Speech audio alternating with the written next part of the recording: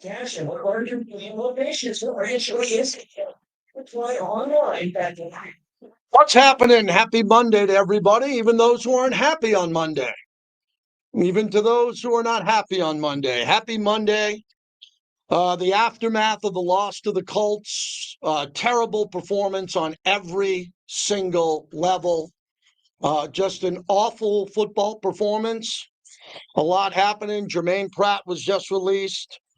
There are, there are problems. Problems at quarterback, problems with the defense, real problems with special teams. And we'll get to all of that. We'll get to all of that today.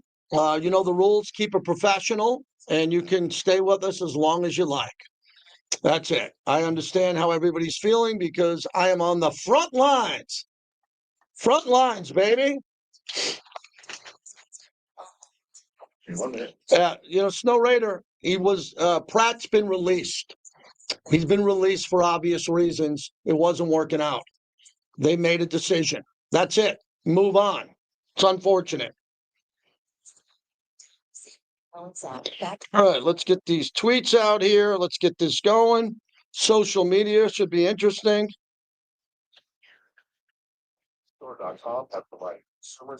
Yes.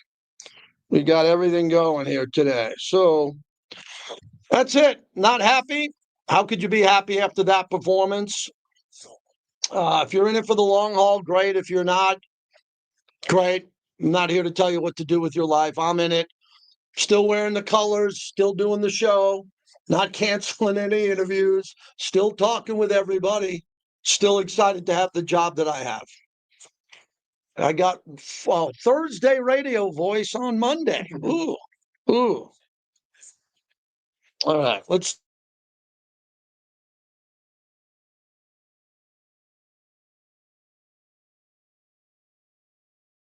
Show in Sports Talk Radio.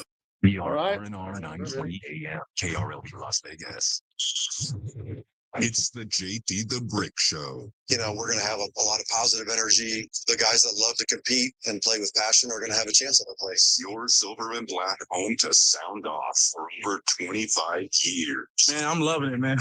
They're making my job tremendously easy to be out here with these young, talented players, man. I think we have a really good team. I'm super excited. I'm already loving this fan base. So I think it's going to be a lot of fun. And now, here's JT the Brick. Out of the gate, JT, on a Monday. Happy Monday to everybody who's happy. For those who are sad, I am here today for you. With Clay Baker, we're rolling out of the gate. Join us today on all of our platforms. Usually we have big numbers, big streaming numbers on a Monday. We call it the aftermath of the loss to the Colts. And we're going to dive into all of it today. It's going to take a couple of days to unpack this. There's a lot of people who aren't feeling good. There's a lot of people that are really upset. There's a lot of angry people out there. And we understand what you're going through. And this is Big Boy Radio here on this shift. Big Boy Radio. So we'll handle it all. I've never not come on the air after a game like that and been super critical. And that's the focus of the monologue, brought to you by Golden Entertainment. They fuel the monologue as we get going and open up the show. As you know, Golden Entertainment, proud partner of our show. They do a great job with us over at the Strat, at PT's, everything they do here. So we love them. They love us. We tell everybody it's 5 to 7, midnight to 2. That's the best happy hour in town. Pete Carroll just spoke. We're going to play that in its entirety. I think it's more important to listen to the coach than I, but you'll get both of that here in the monologue. We'll also have Mark Anderson, the great journalist from the AP at the bottom of the hour. He's one of our insiders. He will join us, so we'll get that going. And if you think I'm going to be too positive here, turn the channel. If you don't like my tone, turn the channel. I don't want anybody to turn the channel, but I got a big following on a lot of different platforms. And if you're here to listen to what I think about the team, you will listen. I can't train your mind to get some of the beliefs that you have out of your mind. As I always said, I told Clay before the show, if you want to blame me, go blame me. I missed the tackles. I dropped the ball. I made the wrong call on 4th down. Take it out on me. We can do that. I'm good at I can handle that. Again, it's big boy radio, but if you want to have an adult conversation, if you want to talk about the team, if you want to talk about how to get through this, like we always do, I think you'll be okay today because this team is hitting rough times, and there's no debate on that. So a couple of things. The Raiders probably played one of the worst football games I've ever seen them play, start to finish. That game was god-awful. At every level of the game, it was terrible. That's a problem because I don't think they're a bad team. I think they got good, talented players. I think the players, many of them, they're all into the game. I mean, they let go of Jermaine Pratt today. You'll wait and hear from the coach. I'll comment on that. Again, it's competition. You're all in. If you're not all in, you're out of here. If you're not all in, you're out of here. For those who say, well, what about? No, the coach is all in. Everybody's all in. If you're not all in at any point in time, from any regime, really, any regime, going back to John Gruden and before that, if you're not all in and you're not buying in, and for whatever reason it's not working out, you're gone. Okay, you're gone. And if you want to spin it another way, you're not at practice, you're not in film study, you're not there in the mailroom. If you want to sit there and come up with conspiracy theories, do that. I hate conspiracy theories for a number of reasons, because most of them are false. They're false flags. They're terrible. So, if you think you know more than the coach, who's a legendary coach, on who's going to be on the team from week to week, you don't. You don't. So that's it. But I know you're critical of the coach now and the coaching staff because the team is playing poorly, and they are, which is kind of a surprise to me. It's more shocking than a surprise because I knew the team was going to lose games this year and probably lose a few in a row, but I didn't think they'd lose 4 in a row after beating the Patriots, a Patriot team that beat the Buffalo Bills last night. And the Raiders should have beat the Chicago Bears. They lost by 1, but there's no shoulda, coulda, woulda radio here. You live by your record. The problem with this team right now is that nothing's going right, other than a couple of things like Ashton Genty. Ashton Genty's playing well when he has a little bit of space. There's a couple of players on both sides of the ball. You already heard me talk about Max. Max is a really good player. He's elite. Max is playing at the highest level you could play at. But there's other things that just aren't working now, and there needs to be a discussion on why.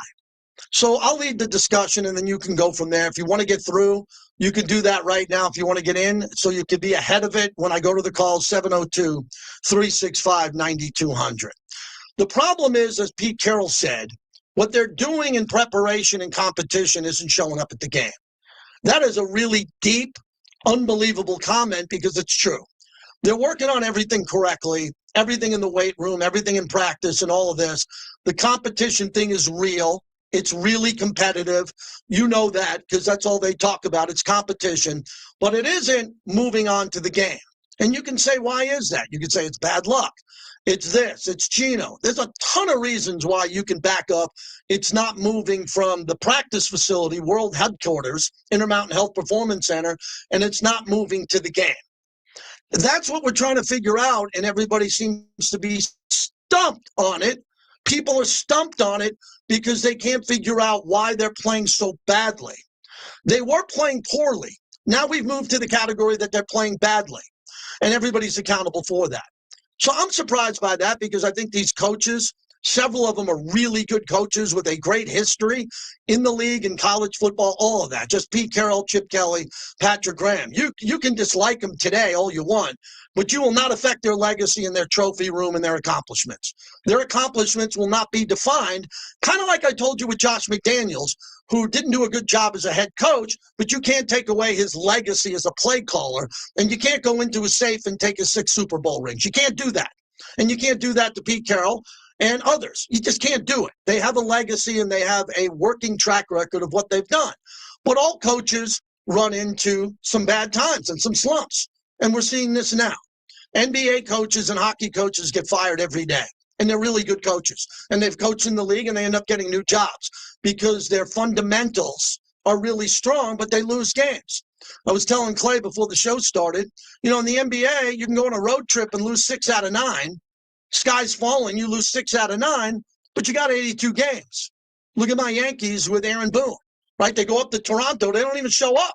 I wanted the guy fired months ago, years ago, but, he's going to keep the job. Pete Carroll has been a hell of a ball coach his whole life. He's had some bad streaks when he was a head coach of the Patriots in Seattle, and now he's having a bad streak now.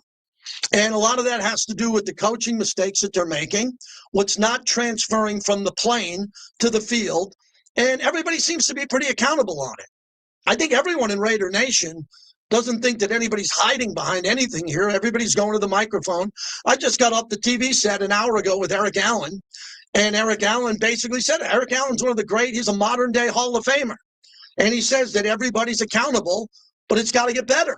And we all know it's got to get better. So why isn't it getting better? That's what confuses me. You know, Jimmy Johnson failed in Miami. Bill Belichick is failing in North Carolina. Right now, the Raiders are failing with a 4-game losing streak with people that have great track records, and it's happened before. What I believe is happening here is that the Raiders are not running the plays that would give them a better opportunity to win. I think what they want to do is put together a program which is based on competition, running the football to set up the pass, and then play good, sound defense and strong special teams. They're doing none of it. None of it is happening. So it's not like one or two things. Remember, when the team lost to the Commanders, we said it was bad special teams, right? Well, we have worse special teams than we did at the Commanders, worse. Okay, when it comes to defense now, Shane Steichen and Daniel Jones were 6 for 6 in red zone opportunities. That has rarely happened in the history of the Raiders dating back to 1960. So that is being approached at a level that is not working. Whatever the red zone defense philosophy is, it's completely failed. It's absolutely failed. Now, the fundamentals in the philosophy are pretty strong, but with the personnel that they have, it's not working. So the soft zone coverage, the zone defense, the soft pockets in the zone are killing them because they don't have the players yet that can do a better job in linebacker pass coverage. They got 2 young corners that when they're out on the island, one of them usually gets beat at least once a game. That is not working, but they're playing younger players. They didn't bring in veterans. And then when it comes to the pass rush, they're not getting home. Max Crosby's getting double and triple teamed. He's not getting home, but he's playing at a wonderful level. He's playing really hard, and other guys are trying hard, but they're not getting home. So whatever the scheme is, other teams are picking it apart.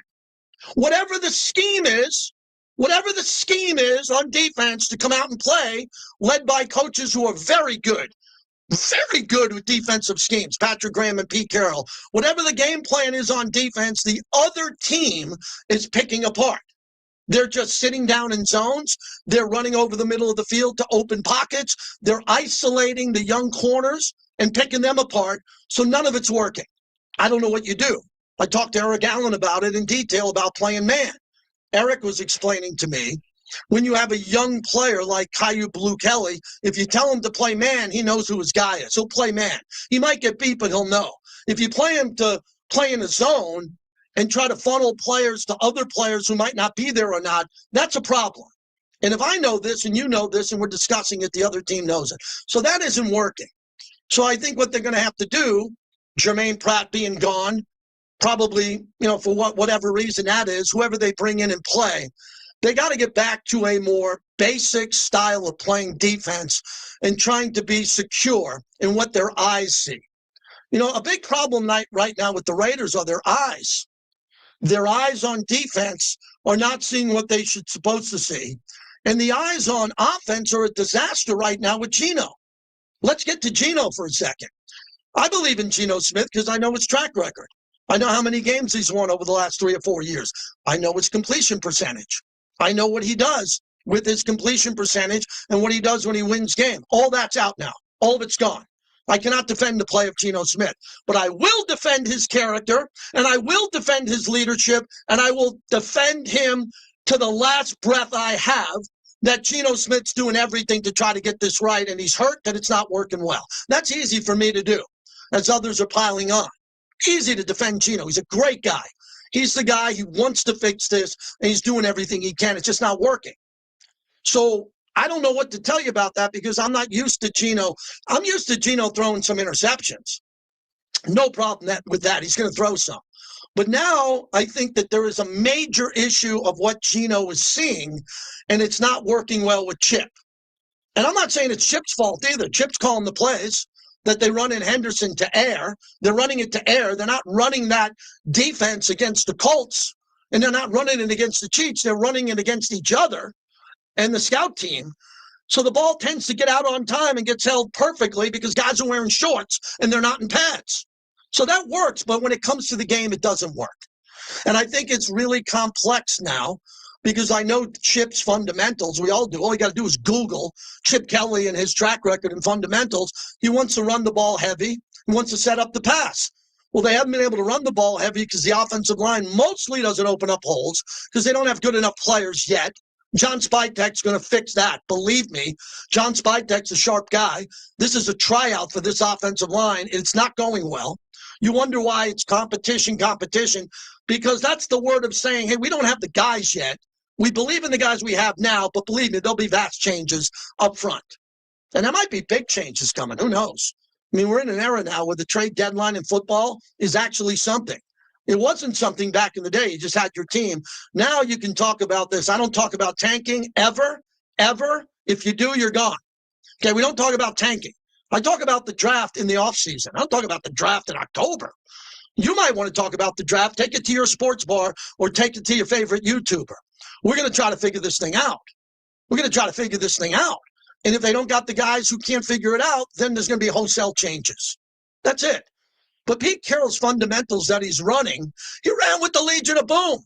He ran with Seattle. He went to 2 Super Bowls with this fundamental concept of what he's running. He knows what he's running.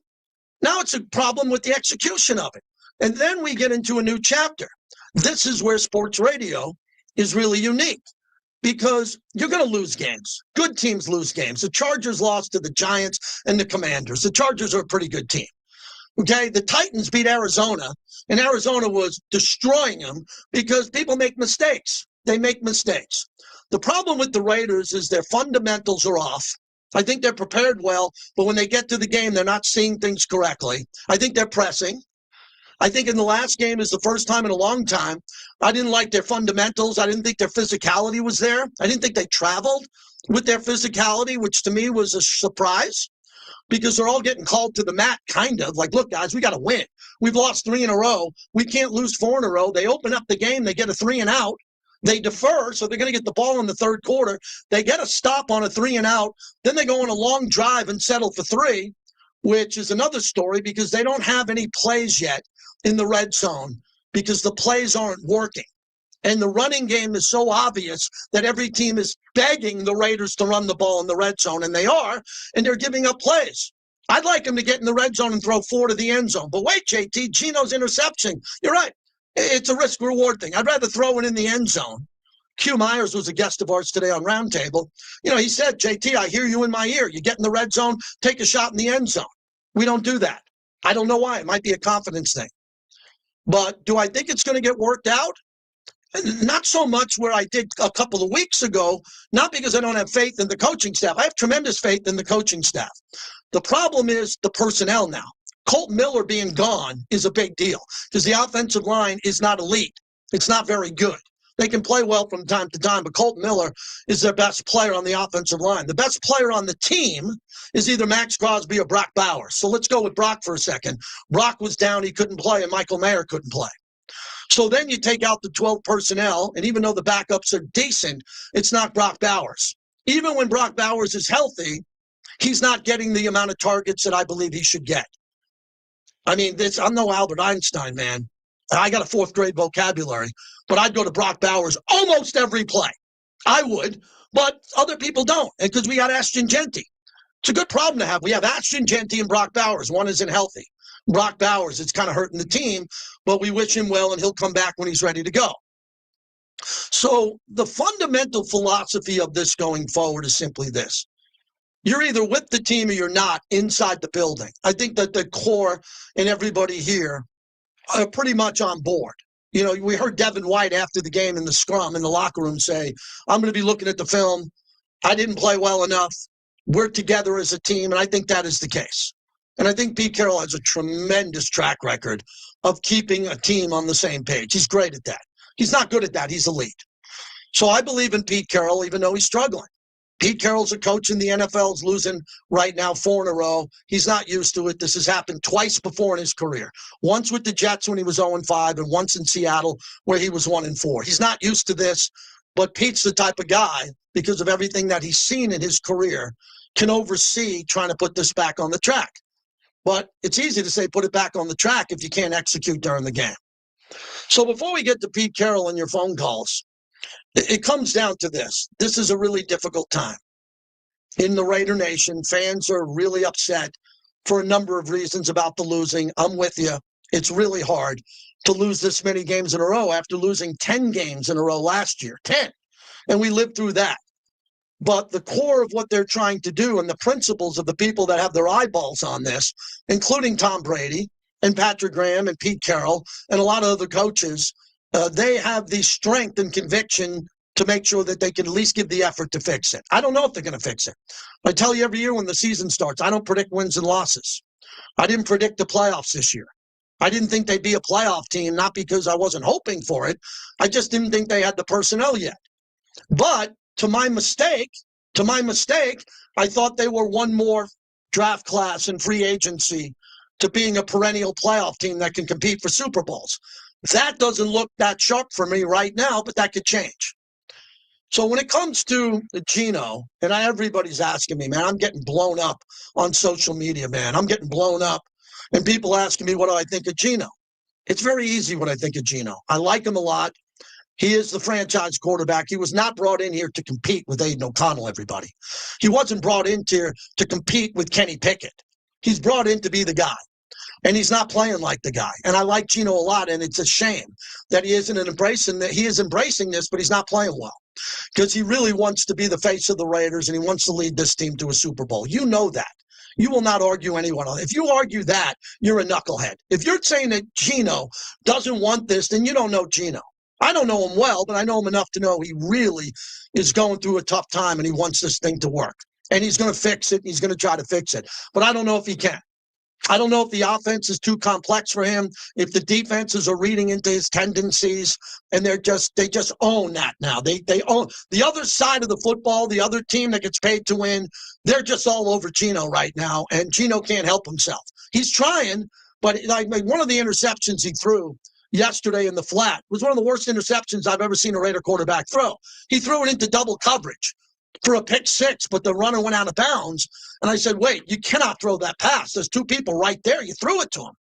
And that's not very Geno-like. If Geno throws a 50-50 ball down the middle and a safety or a corner comes over and makes an athletic play, okay.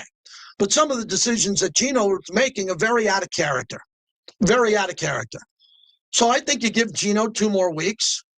I think you give Geno, obviously, this game. He's coming home. Opportunity for a win against the Tennessee team that's just won. So that ain't a walkover, believe me. We all been down this road together. Nobody's a walkover in this league, and especially at Allegiant Stadium. We got to win that game. And then if Geno bounces back and plays well in that game, then he's the guy going into Kansas City as a veteran, and the team usually plays pretty good in Kansas City or hard. Then you got Geno there. If Geno can't fix it by then, you make a quarterback change. I have no problem with that. They might not. They might say, look, Pete gave us an idea of why he left Geno in the game. I would have took him out of the game in Indy just for his protection. The game was a blowout. Taking him out of the game is like taking a pitcher out in the 4th inning who gave up 9 runs. You see my Yankees in Toronto? They didn't leave Max Fried until the 7th inning. They took him out of the game. He's a race. So if they want to take Geno out of the game and let Kenny Pickett give it a shot in a blowout, I'm okay with that. But Kenny Pickett could, not should, could end up playing if Geno doesn't play better in the next couple of weeks. And that's not breaking news. That's not me going out on a limb. That's not me protecting Geno or hurting Geno. It's just a fact. If you lose 5, 6, 7 in a row, you're going to bench the quarterback. And you can give someone else a chance. So that could happen. So with everything happening now, as I always said, it's always darkest before the dawn. And right now it's pretty dark. It is when it comes to the results. But from talking to Max, I spoke to the owner today for 10 minutes. Was in the building today with Eric Allen, a Hall of Famer. Everybody is on the same page trying to fix this and really understand what you're going through as a fan base and how upset you are. That's the monologue. Did I miss anything? Did I miss anything for the wise asses out there who thought I might be missing something? Did I forget something or did I get it all out? Oh, I hosted the post-game show last night, and I did this with more emotion on the post-game show afterwards and did that for 90 minutes. So this is the aftermath. I'm going to try to figure out what has to happen next. Yeah, I understand. Like Edgar's saying, well, we've been dealing with this for decades. I'm aware of that. I've been here for 28 years. Okay, I understand the record of the team and what's happening. I'm well aware of that. We're trying to figure out how to fix it.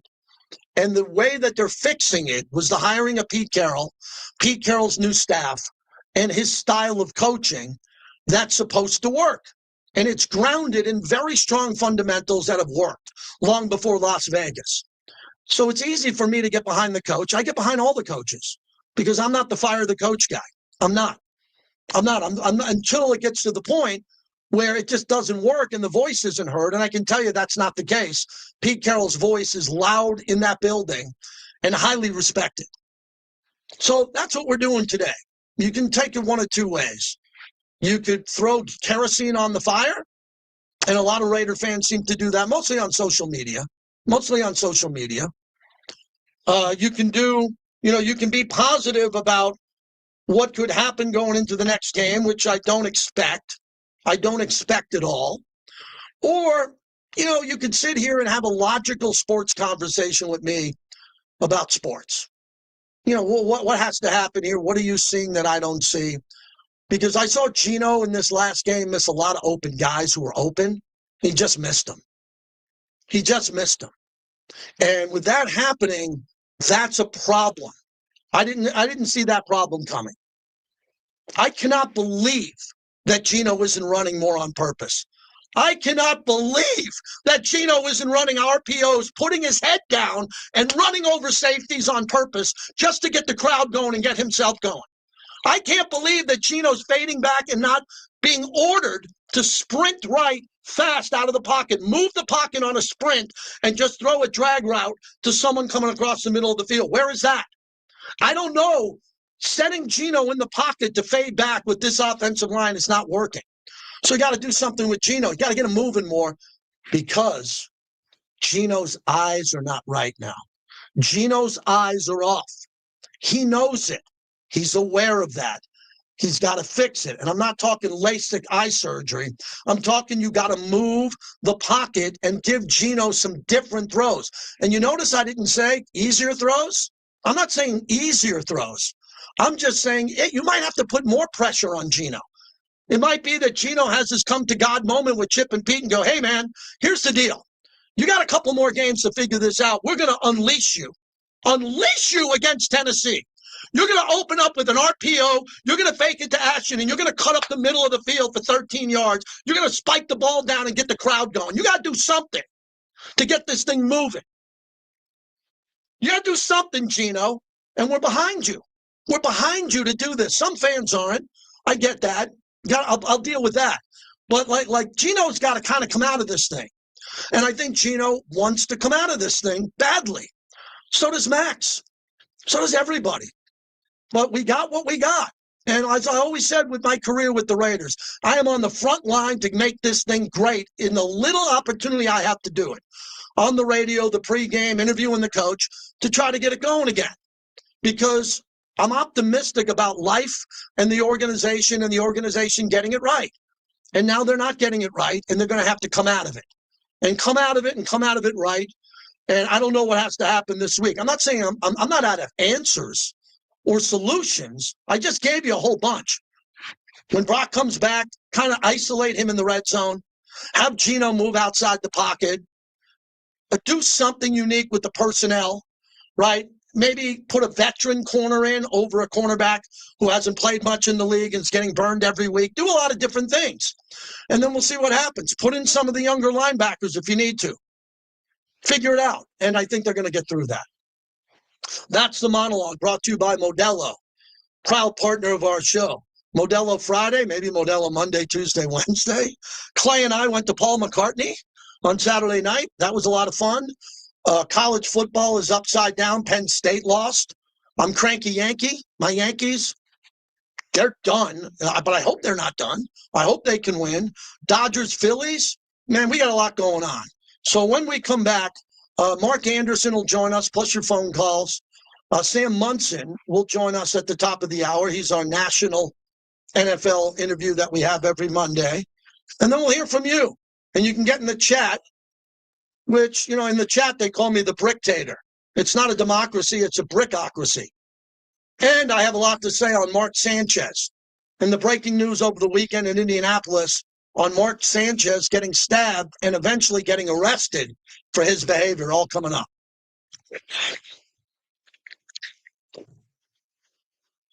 Hey,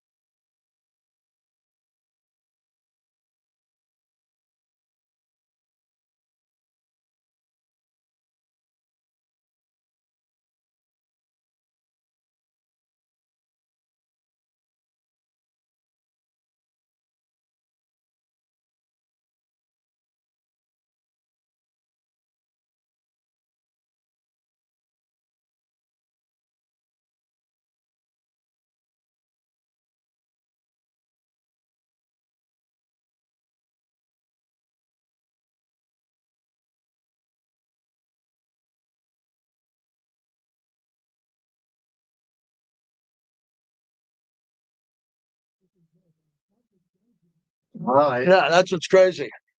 All right, I'm in the chat, man. Everybody good in the chat? I always ask Big D. Anybody I got to keep an eye on? Big D, everybody all right? Thought that was a good monologue. Covering billions for our clients. Who you hire matters. Why would you call anyone else? The Richard Harris Law Firm. Let's JT, I partnered with Charles Woodson and his Woodson. All right. Everybody's good coming from Big D. Pratt's gone. Look, Pratt's gone because you know why he's gone.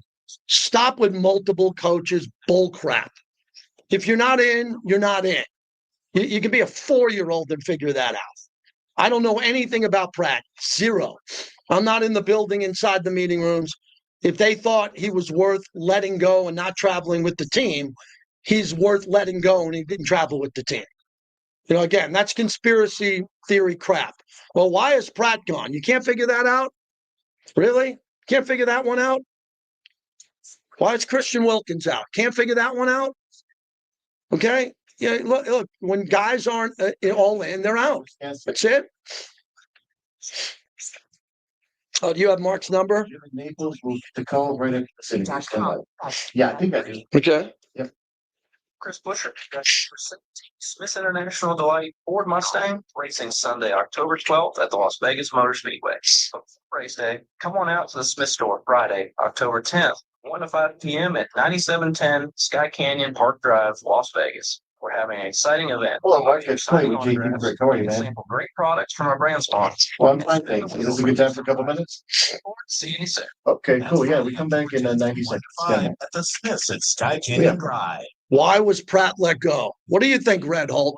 Why do you think he was let go? So what would your guess be? I have a guess section in the chat. What would your guess be? 24-hour smog test, oil changes, detailing, bodywork, engine and transmission rebuilding. I'm gone. I'm about to watch the Raiders report. Okay, let's get rid of this guy. So he'll be gone for good. Block his ass. There you go. Go watch whoever you want. Don't say it in my chat that you're leaving my show. So he's gone. Bricktator is in full force, man. I was on the radio at 11 o'clock last night, in the building at 8:30 this morning. This is a brickocracy. Put up the Bricktator. There he is. You know what we should do? I think my sons are there. If we can put that. Every time I block someone, we should just put that up. Is that a good idea? I think my sons will get a kick out of that. Every time I block someone's ass or put someone on hold, we'll just put that up. And we'll see how many times we can do that a week. How about this? I think all the Raider podcasters have their own cool things they do. We have Wasted Talent on.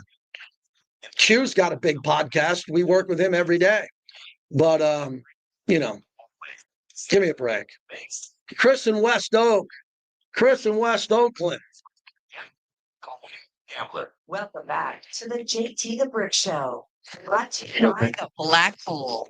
Become a member of football's most notorious fans. Geno Smith into tight coverage, picked off left side. Mekhi Blackman off to the races. Far sideline 15, 10, touchdown Colts. Geno Smith threw it into double coverage, and it is a pick six for Indianapolis. The onslaught here continues. Station Horowitz on the call. We're brought to you by Tomorrow Aesthetics for Men. It's a men's spa that I'm a part of now. They're a proud partner of the show. I'll tell you all about it as you can go in there and get relief, man. Anything you want. Weight loss, hair restoration, a facial. It's incredible. They're a proud new partner of the show. I'll be telling you about it. I think some of you guys need this. It's a great service there. It's not a men's and women's spa. It's a men's spa. It's fantastic. Never tried it before. I've been there twice. It's life-changing. Tomorrow Aesthetics for Men, proud partner of the show. Mark Anderson, part of the Straight Shooter Radio Network, who joins us. And Mark, you were at the press conference today asking questions. What was your takeaway from Pete Carroll's podium session? I just think he's almost as confused as everyone else is at this point about what to do. I think he's been very honest. I thought he was honest after the game. I feel he was honest this morning about this not being the kind of start he thought it would be. So I think he's searching for answers. Geno's clearly not on top of his game, and I'm not, he's a 35-year-old quarterback. Will he be? I don't know. Obviously, injuries don't help. But I just think Pete thought the team would be in a better spot than they are. And why they aren't, I think, is he's trying to figure that out. And I'm not sure he has. Yeah, I agree with you. I think you summed it up beautifully because Pete Carroll's really good at solving problems. And I think Geno's a good quarterback. And I think Geno, whatever's happening at practice, it's not happening game day. And that's really difficult to figure out, right? Other than complimenting the opponent who's jumping the routes. But Geno's thrown some interceptions, the one we just played coming at a break before you came on. I mean, he threw it to the other team in double coverage, almost for a pick six there. That ball cannot leave his hands. And then we saw video during the game on the Fox broadcast where he just missed receivers that were wide open near the goal line or up the seam, and typically he wouldn't do that. Yeah, I think it's in his head. He got away with it in the first game at New England. But he's forced passes into coverage in that game too. One, he didn't get away with it; it got New England back in the game. But that's been his problem. He's been forcing passes, and I think just his overall struggles are in his head. And you start doubting yourself, and then you start missing even the easy ones. So, I don't know there's any easy answer for him to get out of it. It's just something he has to work through. And, they're fortunate to get Tennessee at home. That's definitely a winnable game. And, maybe this is a chance he should put together a good performance because we've seen stretches where he has done well. So maybe this is the game where he can do it for 4 quarters and that can kind of get his confidence going. And then maybe we'll see more of the Geno Smith we saw when he was in Seattle. I wasn't in the room today. You were. Mark Anderson's our guest from the AP.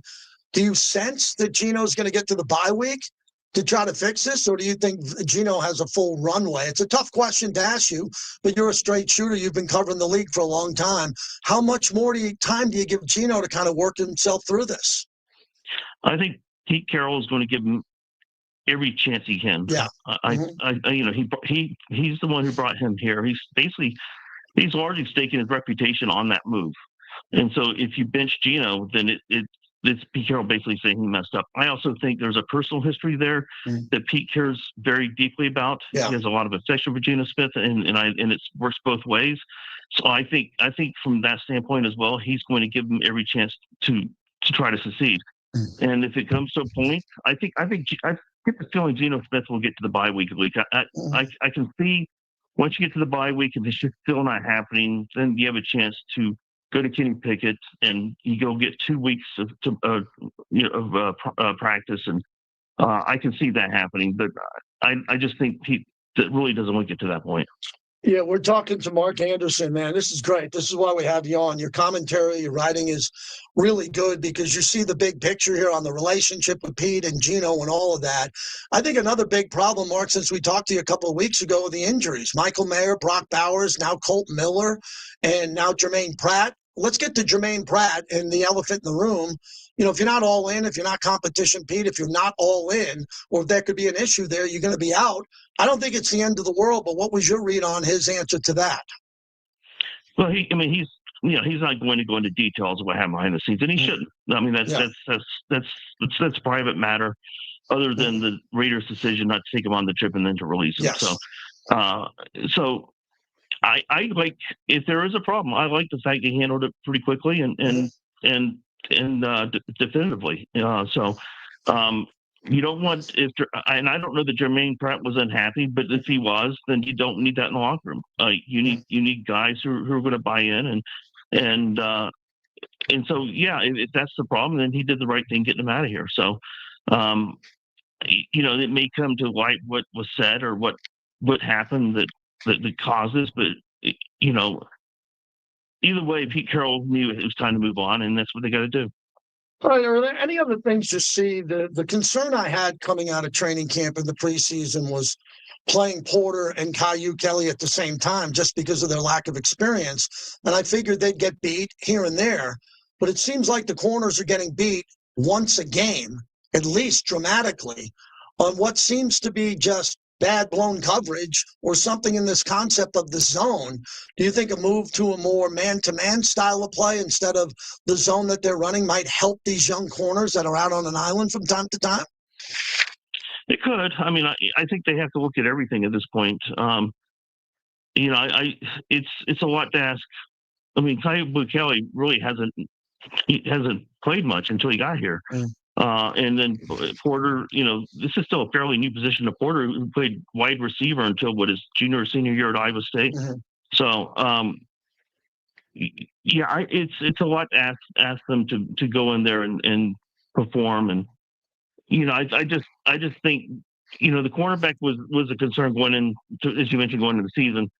And I just don't know that they adequately addressed that in the offseason. So I think they're kind of stuck with what they have, and maybe it's just those guys going out there and just learning on the fly, and you hope that they'll get better over time. So I think you definitely see some potential there, especially with Porter. I can see Porter being a really good corner at some point. Mm-hmm. And so maybe that's what you do, just throw him out there and see what he can do. Lastly, Mark, I thought it was an interesting comment from Coach Carroll when he said he left Gino in the game because they just need to get more turns and get to more reps. I don't know if that's the atmosphere as they're getting hammered and getting beat badly to kind of find something there, but I understand what he's saying. The offensive line, the chemistry with that, some of the backups and their blocking schemes, and to give Gino another chance maybe to make a play and find something positive in the fourth quarter of that game in Indy in a blowout loss to bring to the next game. Do you sense that's what was going on there? I do. And I'm with you. That comment just leaped off the page to me when I read that. As I was covering the Aces yesterday, so I didn't actually see the presser when it was happening. I read the transcript later. So that I was just that was very unusual for a coach to say that. And I give him credit for his honesty, and it does make sense to me that you would want to keep those guys out there to see, basically get as many reps as they can, especially in practice. You don't really get all that as much as you used to. So it made a lot of sense to me, and especially if you're not going to go with Kenny Pickett anytime soon. There's, why put him out there to put him out there? Interesting. Always great commentary. Thank you, Mark. I'll see you soon at the building, or I'll talk to you before that. Thank you. Sounds good, JT. Thanks for having me on. Wow, that's really good. I mean, Mark Anderson is a respected journalist in town. He just told you everything he thinks is going on with the Raiders. I think you got to listen to Mark Anderson, and part of his commentary, agree or disagree with it. The point that he just said, Clay, at the end, I don't know if you agree, but I would have pulled Gino in the fourth quarter because Daniel Jones was pulled. Mm-hmm. Game was over. It was just getting worse for the Raiders, not better. But he made a very interesting point. Why bring Kenny Pickett in there? Like there, maybe nothing good happens to Kenny Pickett there if you're going to bring him back later in the year. Or I get that now. Kenny Pickett there in a blowout, probably not ideal for his launch to play a little bit for the Raiders. That makes a little bit of sense, doesn't it? It leaves him with no support to bring him in at that time of the game. And at the same time, you're still going to need him down the road. Mm-hmm. So pick and choose your spots. That was not the right spot. Raider D in the town, Oaktown. You've seen a lot, D. What are you seeing here? Hey, man, I'm seeing, we're expecting a lot. Sorry for that. But as a fan, we're expecting a lot more than that, man. And we just want to know that the standard is the standard. Okay. And it's a certain standard that we're expecting as far as when you go out and you play and you fight, we want to see that, man. We want to see that you guys want it better than we do. The fans, we want it bad. We've, had all of these years of losing. We still show up. You know what I mean? You move out of town, man, we're putting out a lot. We're trying to show up on the road and at home, and then we're getting this. And it's not what we're expecting from an experienced coach and an experienced coaching staff. I don't believe in laying everything at the players' feet, because the coaches, their job, their performance is to get the maximum effort on every down, every play from every player. And that's not happening. So everybody has to look at what is our standard, okay, and then be held accountable for what you put out on the field on Sundays. Mondays, Tuesdays, Wednesdays, mini camps, short workouts, all of that stuff don't matter. That's going up against your team. But on Sundays, that is what you get paid for. You need to step up, man up, and do your job.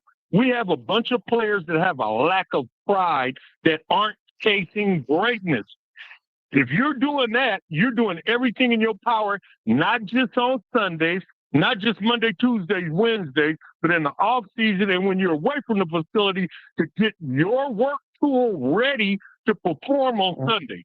And that's just not happening. We're seeing other coaches with less experience with the same amount of time getting at least, the look of we're trying to win. We're trying to turn this around. Okay. And these guys we got a bunch of good players, Gentry, good players. I'm not going to put it all at the offensive line feet, but the offensive line coach needs to figure out who are the leaders in that group, in that bunch, the one that can call the other players out to a man and set a standard. We're getting 100 yards, period, and our quarterback is not getting touched. Yeah. This is what the good teams are doing. Yep. Okay. And this is what we're not seeing happening. All right. Oh, Uche, Raider D checking in. Original black hole, diehard. Okay. A couple of things on that. Max Crosby has that handle. There's no one in that locker room that's taking a play off or just not giving it all. That could not work with Max Crosby in that locker room. So I think the standard is there. But there was one play, Clay, in the game that was troublesome to me. I was really bothered in the game that we lost to Chicago. Remember on the check down to Dante Thornton, and he dropped it. I hated the fact that it was a check down. People argue with me, no, that's a play. No, it's a check down. They threw it before the end zone. Okay, now if he caught it in a clean pass, he would have scored. It wasn't. The play that bothered me in this game was I think it was a Jonathan Taylor touchdown late. And Landon Roberts was lined up in the end zone like 3 yards deep. And they were at like the 2 or 3 yard line. I'm like, wait a second. You got to be at the front of the goal line, okay? You're not a defensive tackle, but you got to be right behind the defensive tackle. He was lined up at middle linebacker in the end zone. You have to be the front of the spear. You got to be the front. You got to be on the goal line. I'm not saying, look, I understand they could run a crossing route and a pass play. I get it. But you got to be right there. They're running the ball and testing your manhood right up the middle. Our middle linebacker, whoever it is, has got to be coming forward downhill, maybe in the hopes of tackling someone at the goal line, not being 3 yards deep. Now, you might say, well, he needed a running start to get there. You're missing my point. I didn't see Devin White and especially Landon Roberts play with the out-of-control, intense energy that I was expecting. And I think in the second half, by no means am I indicating they were loafing, but that game was over in the third quarter. when Daniel Jones was on the bench with an earpiece on and a hat, laughing at us, laughing at the Raiders, because they were just laughing about everything going on, that really ticked me.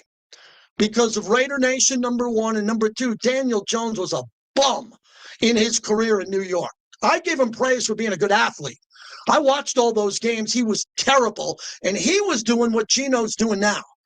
So if Daniel Jones beat Geno 28-26, you're not going to hear me with this tone. But when Daniel Jones is sitting there with an earpiece in the fourth quarter and not playing and laughing, that really bothered me. I was like, man, that's not good. That's Daniel Jones. That's not Mahomes. That's Daniel Jones. That's not Burrow. We got to play at a higher level, and we're trying to figure out how to get there. Appreciate everybody in here today. I appreciate our great friends at Virgin Hotels, Cliff Atkinson and the crew. They had another big concert at the theater. Restaurants were rocking. J.O.D. over at One Steak when I saw him on Friday. Everybody excited to go over to Virgin Hotels. I don't want to say it's new, but it's kind of feeling new now. I love everything that they're doing over there, and they're getting ready for the ramp up for F1. As I drove in there, man, that F1 paddock is a monster. I can't believe they build that, Clay, every year. It's like I drove by it. I was looking at the paddock, and I'm like, man, this place is great, and that's where the ride share is, and it's right there next to Virgin. All right, we'll come back for a quick one here. Then we'll talk to Sam Munson at the top of the hour. He'll go around the entire league. It's a wild weekend. How about Circus Survivor? See how many people got whacked losing on Buffalo, losing on Arizona with Tennessee? I think Circus Survivor lost over 50% of the contestants that were left. Good luck with that.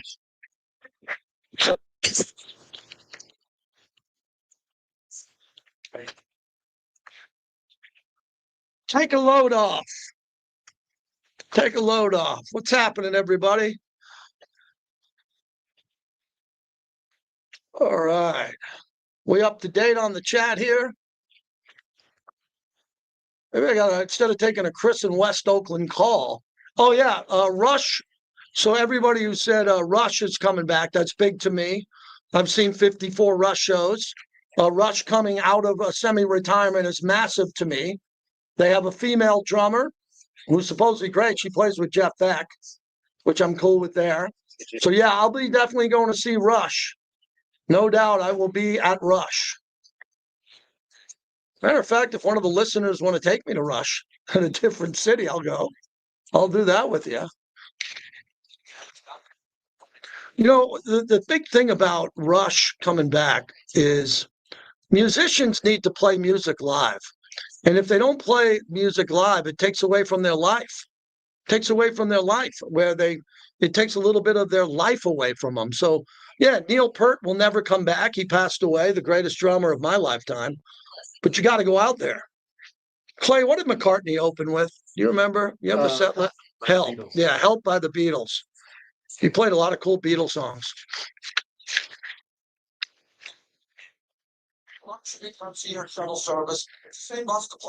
All right, you can reset those calls. We're probably not going to get one in here. Okay. Or if we do get one in here, who should I get in? Jim and Naples? Jim and Naples. Let's lead with Jim and Naples. Okay. I'd like to go. Well, I appreciate that, M. Daniel W. We all appreciate you. What's the phone number to call in? Are you kidding me? 702-365-9200. 702 is the Vegas area code. 9200, we're 9:20 a.m. That's easy to remember. Northtown, looking at the time. We got 878, almost 900 people in the chat. That's what it's all about. James, I'm looking at the clock. I don't think we're going to have time to take your call. If you get a chance, give us a call back in a second hour. I appreciate you holding. Thank you.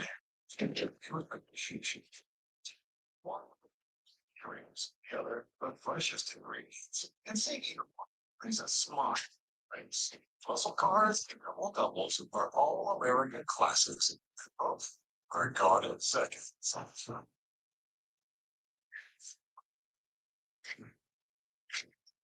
Here's your chance to own a luxury vehicle at a non-luxury price. Hi, this is Brennan, General Manager at Jaguar Land Rover Las Vegas. Coming to you from Las Vegas. Visit us online at glrlv.com. If you're injured in an accident, here the finish. One minute. If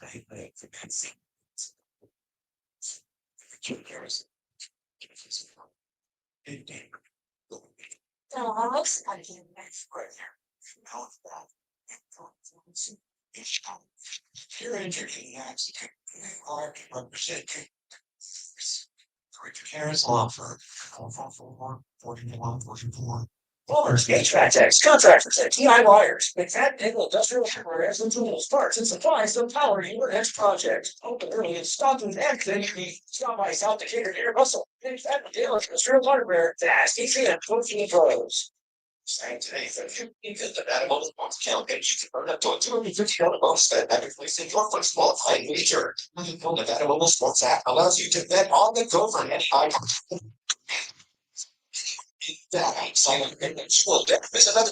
Shout out to Parallel 8 Media in the chat. Parallel 8 Media. If you know, you know.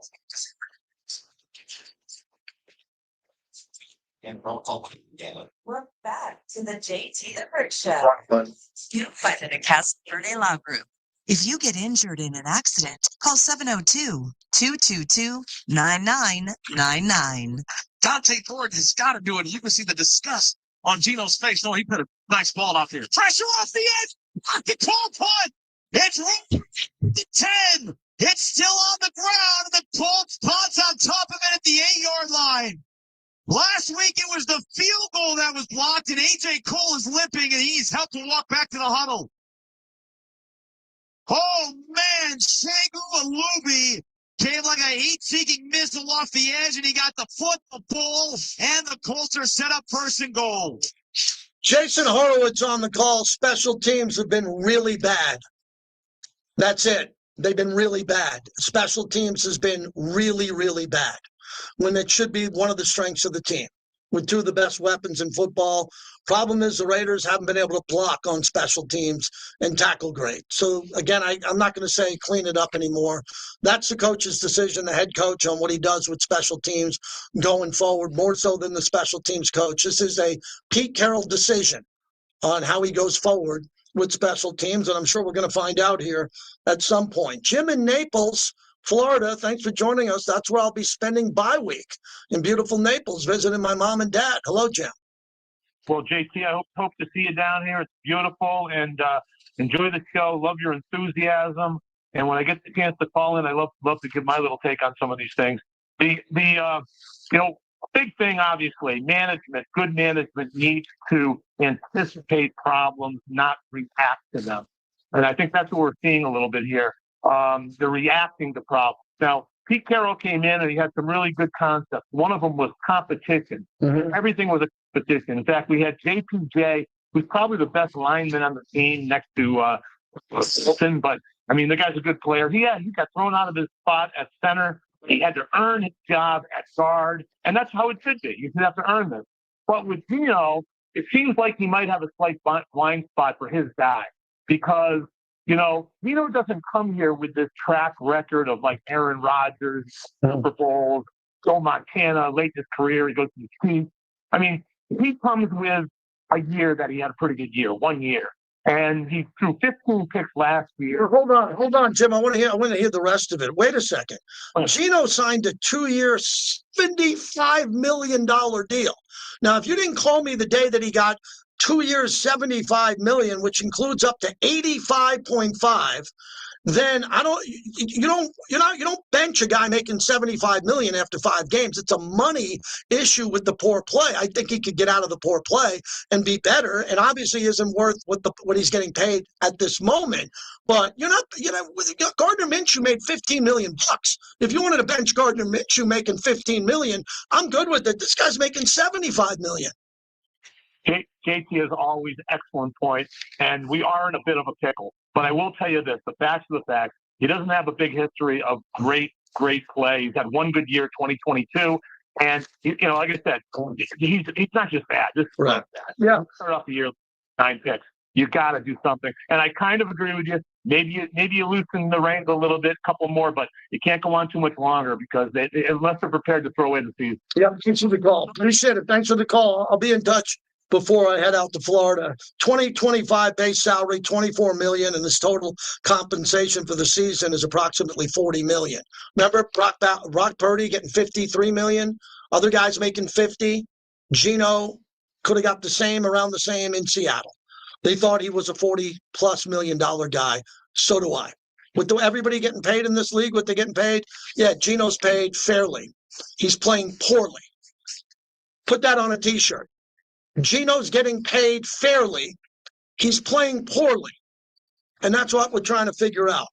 Brought to you by the 872 Laborers, led by Tommy White. Building this city on time and on budget. The 872 Laborers, proud partner of our broadcast. Okay. Geno is playing poorly. He is. Call Sam and Ash at 702-303-03. Is Sam 105 or top of the hour? Join me for unnecessary roughness at Silver 7. What's that? Sam will be right at the top of the hour. Let me come back and play. I'll text him now. You got his number? Yep. Good. 2 p.m. Yes. First 20 listeners, you get your first beer free. Thanks, JT. From all pieces, hands down my favorite pizza. Today, let's try my families to get their rice. Can you work out the rice? They're tired of the morning, so.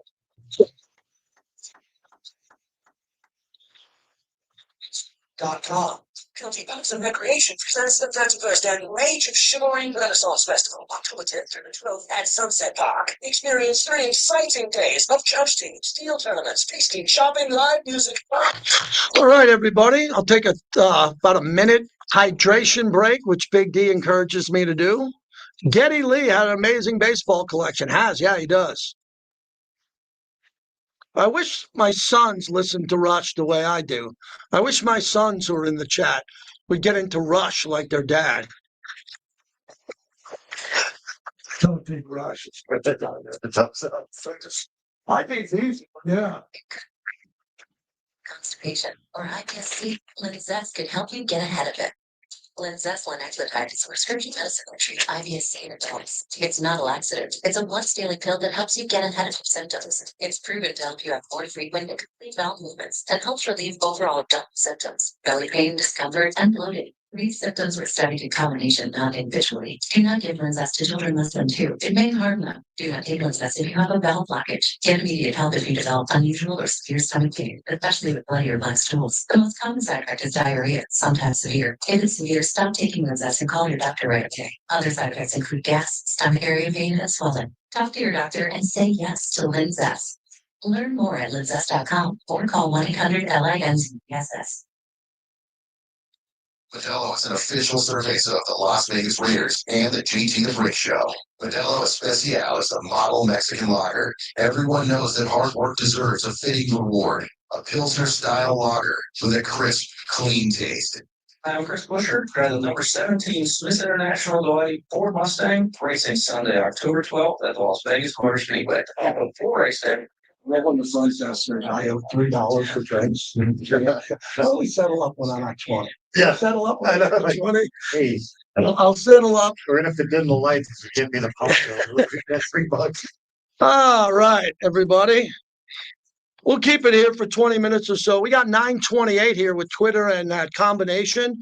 So for everybody, can you please subscribe? I think we got some people in here that haven't subscribed. If you can, over on JT the Brick on YouTube, I'd greatly appreciate that. So would Arnold Palmer. Arnold Palmer.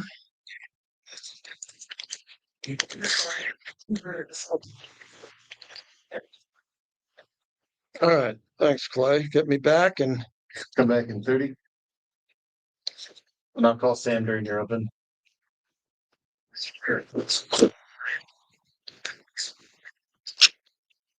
So you're pretty a while and over 5, let's range around far, which is worth that time. you're right. Tito's and an Arnold Palmer are really good. But there are calories here. When I drink my Tito's and club soda, I get 0 calories. At least I think so.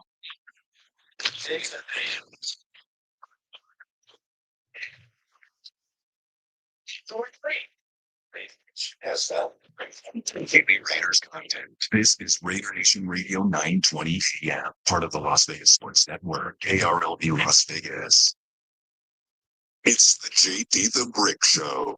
Expectations will win a bunch, and I don't care who hears that. I mean, it doesn't matter to me. He's legendary. His track record speaks for itself. He competes every single day, and that's what I love about him. Your silver and black home to sound off for over 25 years. I won't play harder than the guy lining up across, the team lining up across from me. And if you're not, then I want to be the space. That's where the Raiders would be. Nice, but excellence every day. And now here's JT the Brick. Welcome back. Hour number 2. It is the aftermath of the loss to the Colts. Raiders got hammered in that game. There's no way to spin it. No one would spin it.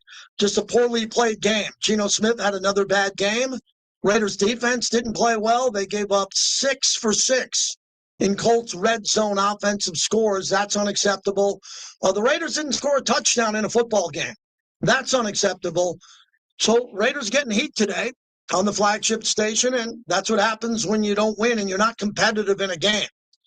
Pete Carroll addressed that earlier. We will play Pete Carroll coming up here in a little bit. Sam Munson will join us. Is Sam ready to go? We got Sam Munson, who's kind enough to join us.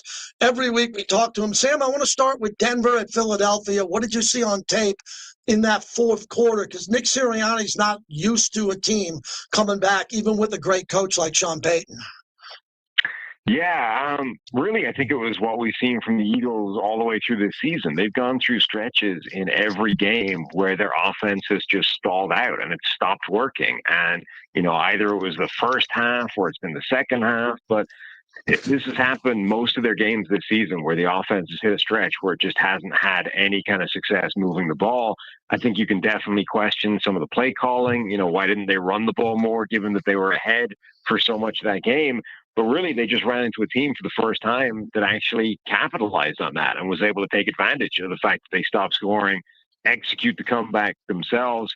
I think Sean Payton's decision to go for the lead when they scored the second touchdown instead of just kicking an extra point to tie it up, that felt really smart. Let's heap some more pressure on top of an offense that's already under pressure and struggling to find its touch again in this game. And they weren't able to do it. It really put them under pressure. Denver ended up getting another score, another field goal, and the Eagles weren't able to complete the comeback at the end.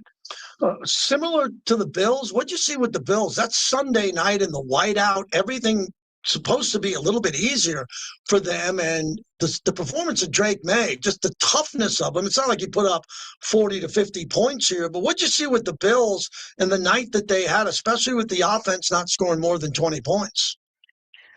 Yeah, Drake May was definitely very good, particularly that last drive was a real signature drive from him. I mean, he made 3 plays on that drive that saved the game just on that one alone. The turnovers for the first time, the Bills had 26 straight games, something like that, where they hadn't lost the turnover battle and they were -2 in that game. And every time they looked like they were going to get themselves back into it and eventually go away and take the lead as the better team, they coughed up a turnover and really shot themselves in the foot again. So, this is something this Bills team has not done. And even they, when they're -2 in the turnover differential, are going to have problems. Sam Munson's our guest from the 33rd team. All right, let's jump into the Colts. They scored 6 of 6 on red zone attempts here. Was that more of a product of the Raiders defense just not being on the same page, or the Jonathan Taylor combination with Pittman and Daniel Jones? I mean, I think it's both. The Colts offense looks absolutely legit this season. They look very, very good. We were pointing out going into this year that the situation around Daniel Jones within that offense is very good. They've got weaponry. They've got a good offensive line. They've got Jonathan Taylor. They're a well-coached team in terms of scheme. It made sense that we would see the best version of Daniel Jones, whatever that looks like. And so far, it's looked, I think, better than even the most optimistic expectations. He looks really good. And he's not just, painting by numbers and only executing what the offense gives him. I mean, the touchdown pass that he had rolling to his right and fit the ball into a tight window to Michael Pittman, I think it was. Just a really nice throw. That's not, the way it's drawn up in the scheme, but he made it happen under pressure. The offense generally looks really good. I think that's the side of the ball for the Colts that's absolutely legit this season. The defense, I think, is good, maybe not great, but the Colts, I think, are definitely for real.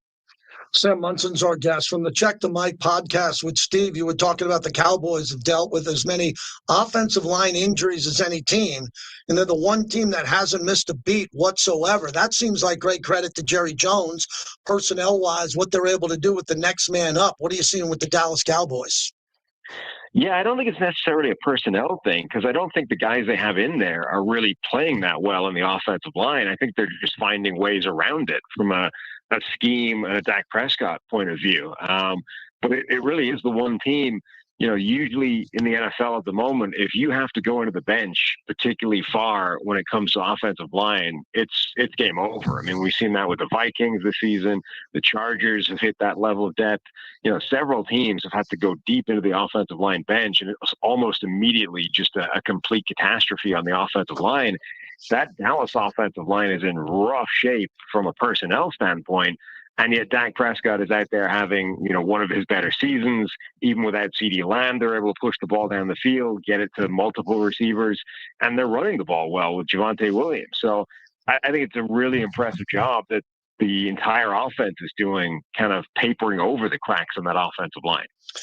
Sam, I'm interested in what your opinion is on Aaron Glenn now, because I grew up in New York, and I grew up in the heyday of George Steinbrenner and the Bill Parcells Giants with Belichick. And I've seen the media there at its absolute biggest insanity moments in sports history in the modern era. And I'm talking pre-social media and now social media and the advent of sports radio in the number one media market.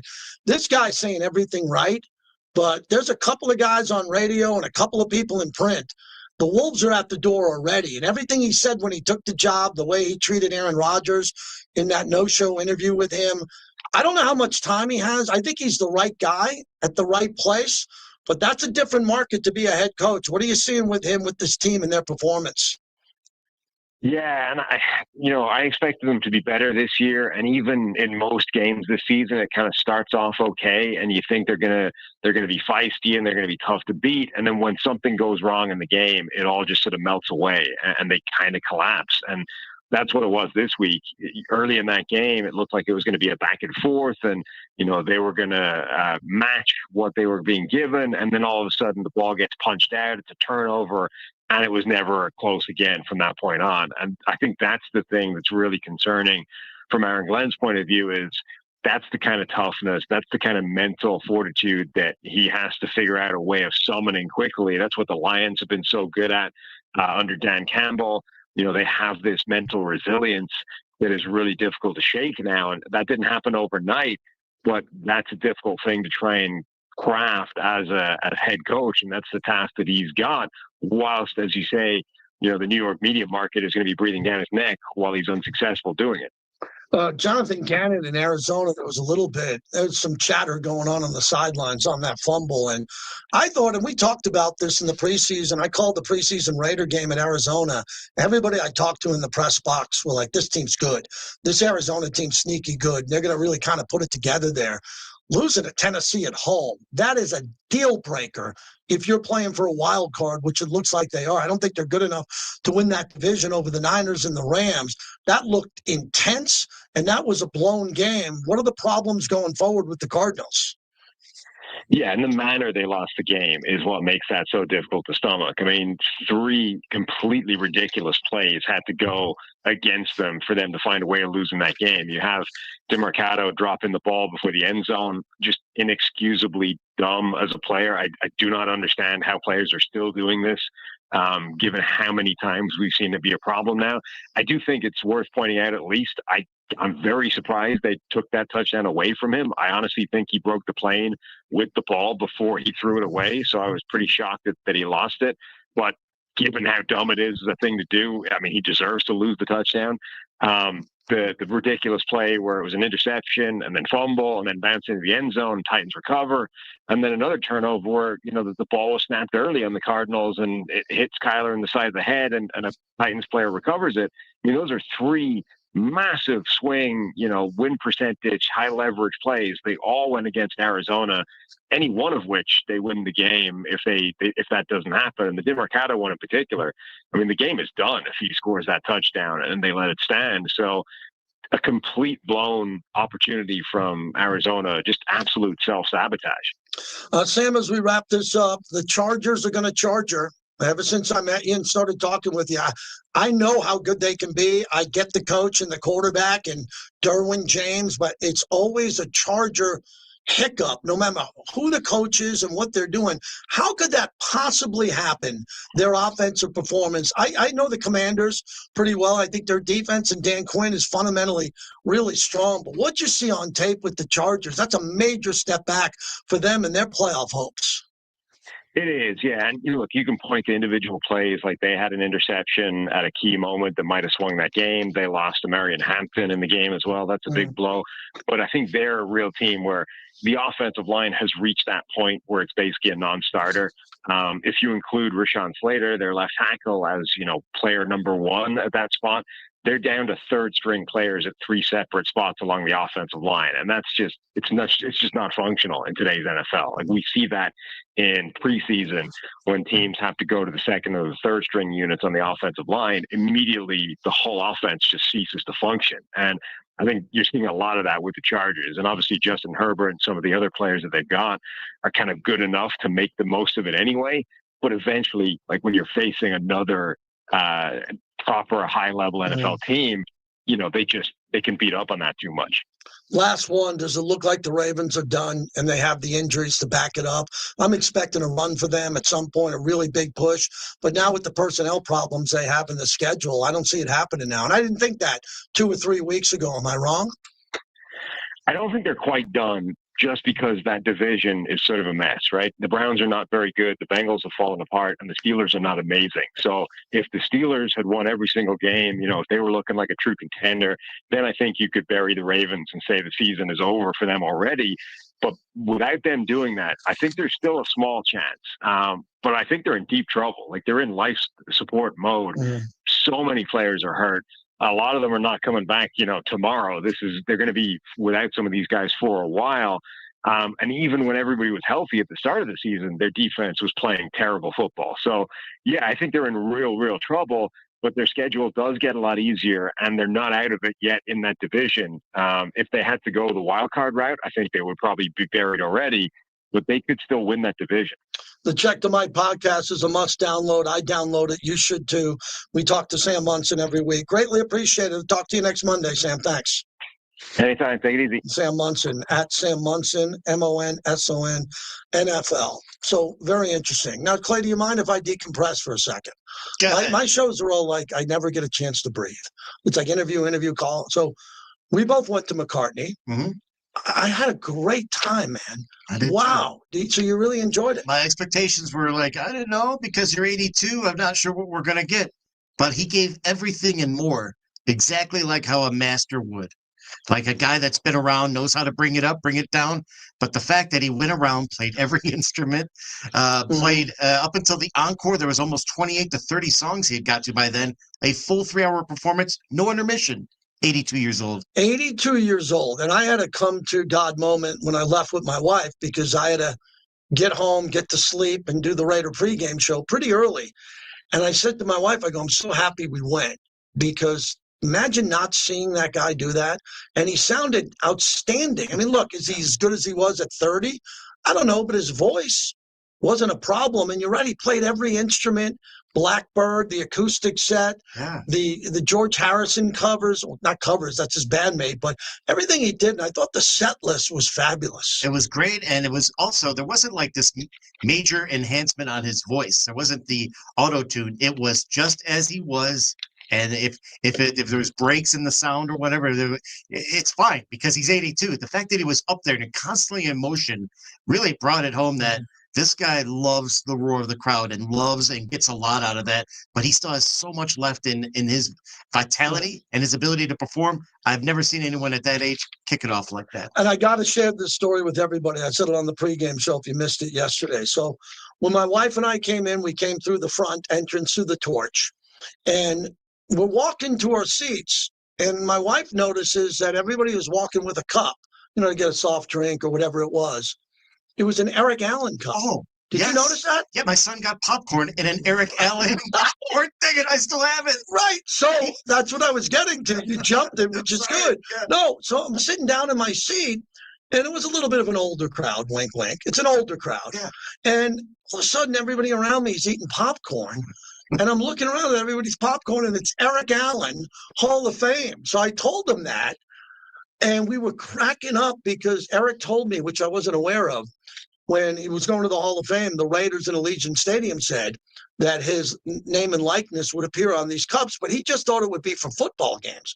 Now he's getting text messages from people at Beyonce, Paul McCartney, all these shows, and everybody's eating this Eric Allen popcorn, which I thought was fantastic.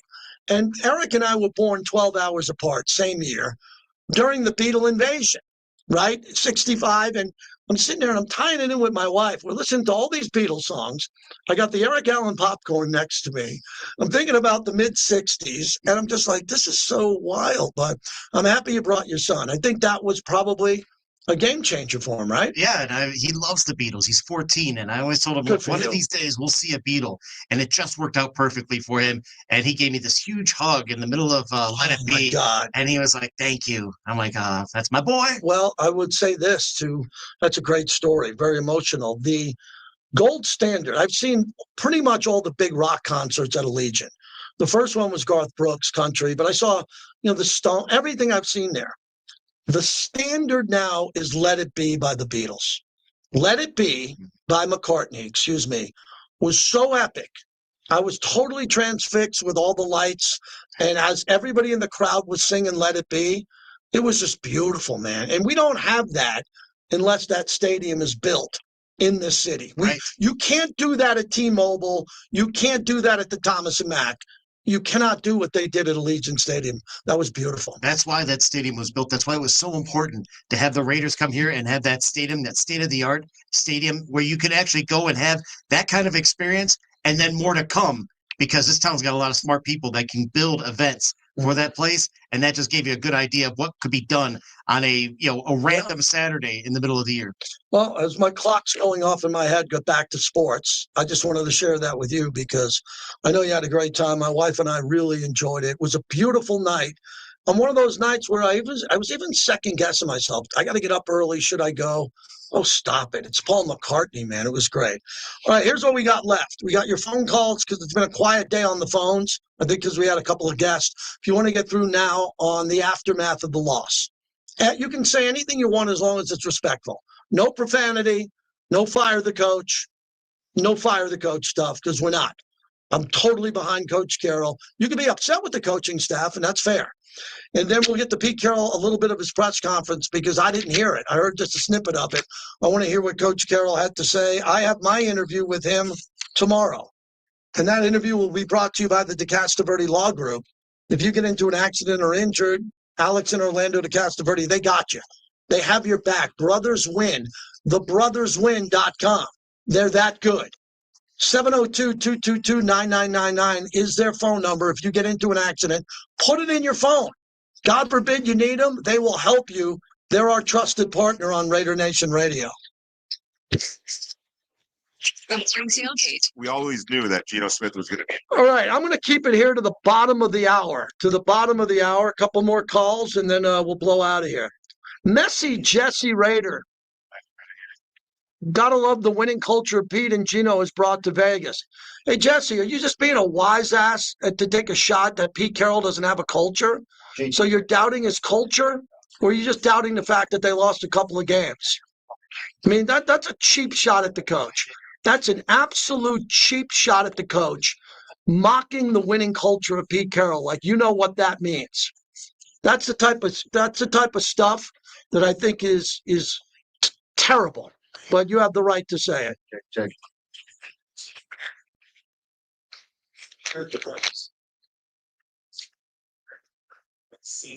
Some of you Raider fans that pile on the team when the going gets tough, I got your names, man. When this thing turns, I got you. You're all in my phone. The Brick Taters got you.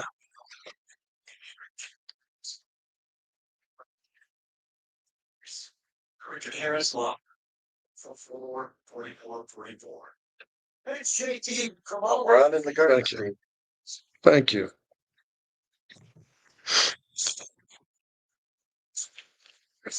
Yeah, when he did Get Back and Live and Let Die, those are good songs. Because he's a master at how to build this crowd up, bring it down, back up again, and land on a high note. The masters. Willie says, I think Pete can turn it around. Well, I'm not saying you have to believe that. I'm not saying that you got to believe that he's going to turn it around. I am just horrified by the amount of people who are judging Pete Carroll by 5 games throughout a career of a 74-year-old. I mean, really? Imagine if everybody judged you for your last, year of your life compared to all your years. I've been doing this 30 years. Imagine if someone judged me for the last 2 years. And someone said to me when it all ends and says, JT, why aren't you here? And I said, well, what about the 30 years I were here? Like, you don't judge people when they're going through a bump in the road or going through a tough time. So what we do in this society.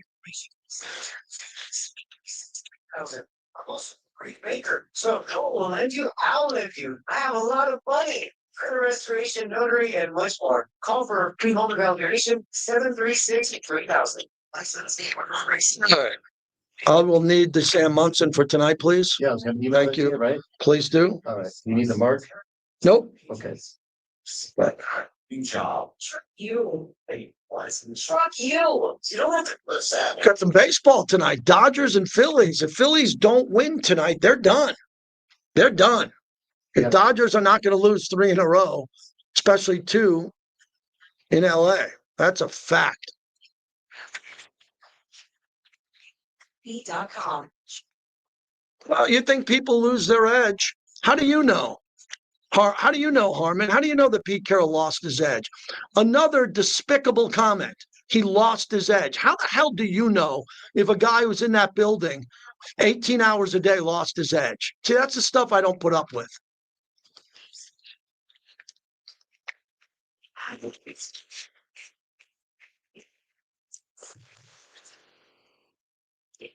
There we go. Someone said we need a new owner, so we're going to get rid of that person right now. The Sandy, whatever that idiot's name is, goodbye.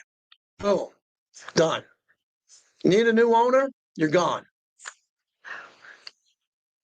That's it. He owns the team. He's my boss. I work for him. You say that he's got to go, you're freaking gone. There you go. You want to be gone? Be gone, man. I could give a shit. You want to be gone? Be gone. You want to be here and do some sports? We can do it.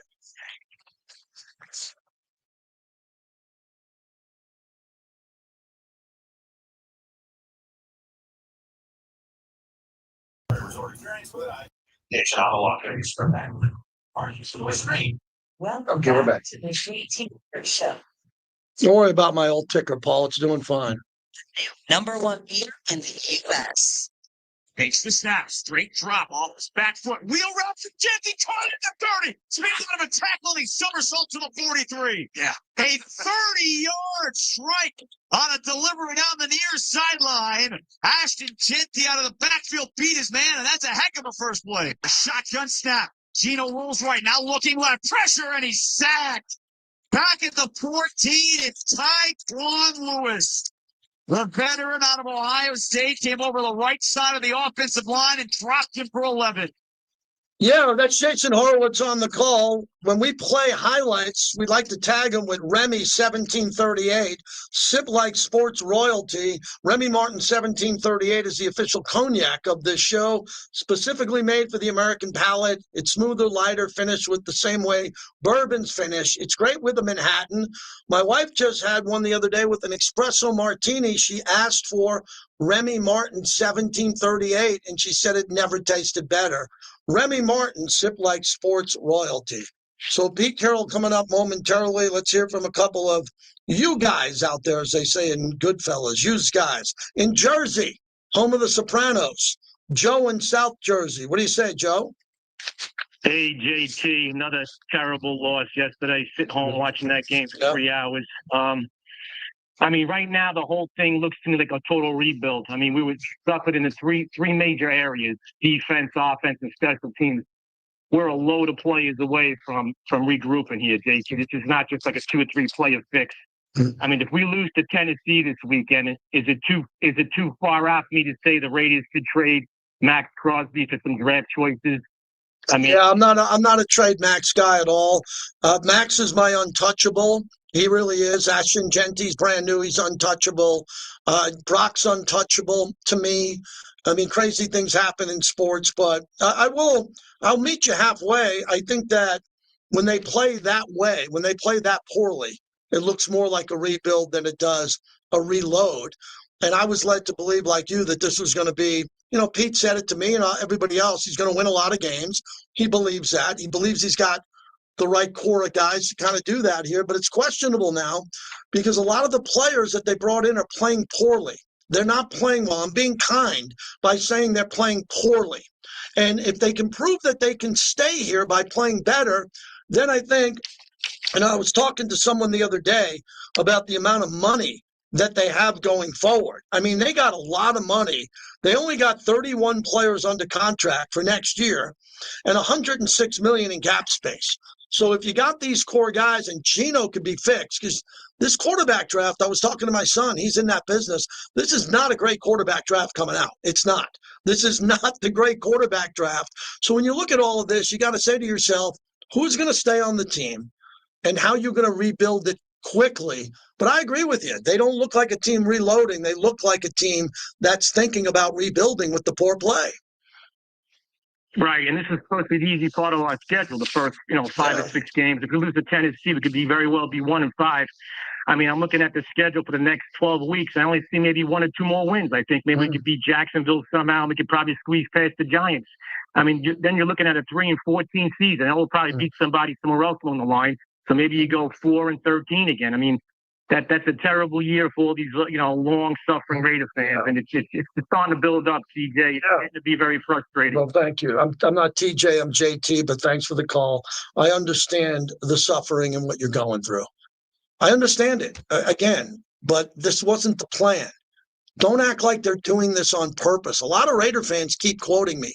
Well, not quoting me, but they keep saying to me, well, I've been through this for 20 years. We know. We know that. It sucks. We don't want it to be bad for another 5 or 4 or 3. Pete came in here to make it better.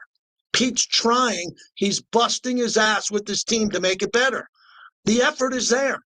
Okay, they got a lot of injuries all of a sudden. They're one of the healthiest teams in football. They were 2-3 weeks ago, and now they got some of their best players out. It's a really difficult time right now. But I don't think you blow it up, nor would I ever think you blow it up. You figure it out, and you keep fighting, and you try to make it better. Mike from New Jersey, as we're live in Jersey today. Hello, Mike. Hey, JT, how are you? Okay, thanks. I'm frustrated. I mean, a couple of things I want to point out. I listened to that post-game press conference yesterday. And he's talking about not benching Geno because of practice reps. We're in a game right now, We still want to compete and try to win. That's number one. Number two, I just feel, and listen, I know Pete's stubborn, right? It's not stubborn, but I feel Pete and Tip are being stubborn. And like my way's gonna work. We're gonna run this play, no matter how many times it works. You gotta make adjustments, and it gets filthy when even last week against the Bears, throwing the same ball, same play, and it wasn't working. And then on top of that, what really bugs me is this is and rumor has it, correct me if I'm wrong, Tom Brady has his hands on this, which is fine. He's a minority owner. He's invested. You've got to get out of box and worry about us. It's 5 games. It's 5 games. If they were 4-1 and they beat the Bears, which is the way they were supposed to, if they were sitting here 2-2 going into that, I don't think the level of panic would be real. But you're right about a lot of things. They're trying to do this. It's 5 games. If we get to 14 games or 12 games and you're saying this, I kind of understand. Tom Brady's got a job as a broadcaster. He made a very shrewd investment to buy into the Raiders. It's a great long-term investment. He didn't invest in the Raiders for the 2025-26 season. He bought into it for a long-term investment here. You got to give him a chance to look at this. It's a brand new regime, and the team is struggling through 5 weeks, but you don't blow up the investment. You don't blow up the investment. You don't say Tom Brady needs to quit Fox. I mean, come on. I talked to the owner today. We talked about the aces, everything. People have lives. They're doing everything to try to get this fixed. It's not working through 5 games. We know it. How do you fix it? You go back to work. And then if it doesn't work, then you start benching players and coaches get on the hot seat and this and that. We're not there. We're not there. With the player, we got the coach and Pete Carroll. No matter what anybody says, Pete Carroll's legacy is rock solid. Rock solid. Pete Carroll is rock solid, and Pete wants to win here. You know how great it would look to Pete Carroll's legacy if he won with the Raiders? You don't think he knows that? And his wife and his family and his grandkids? He's here to try to help us in Raider Nation. It's a slow start. That's no spin. What do you want me to say? Fire the coach? It's not going to happen.